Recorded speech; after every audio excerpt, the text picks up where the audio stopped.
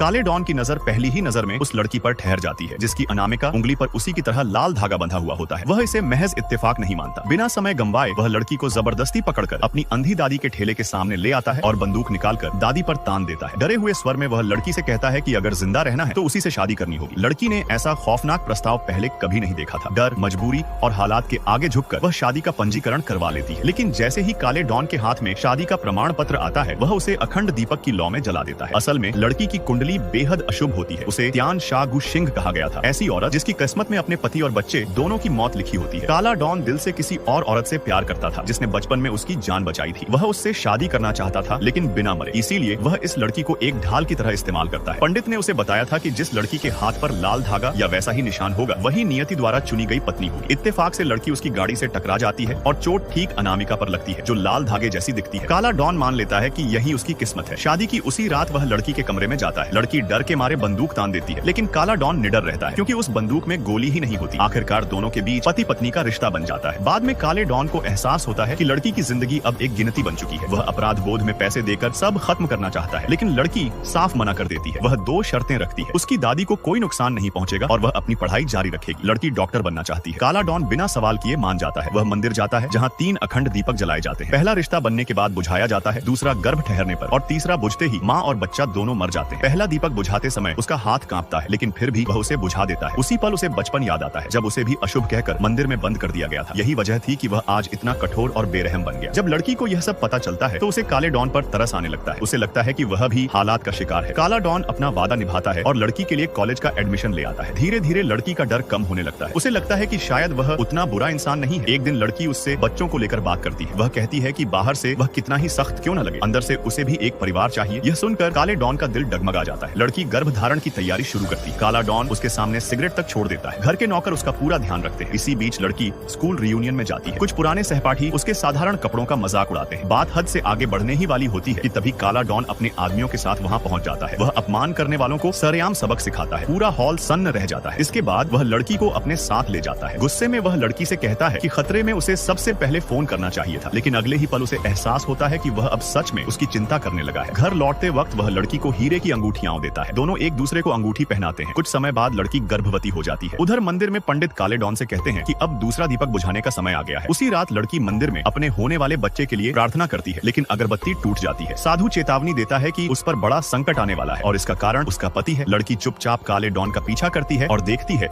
कि वह कांपते हाथों से दूसरा अखंड दीपक बुझाने वाला है। अब सवाल यह है, क्या वह अपने प्यार को चुनेगा या फिर नियति को?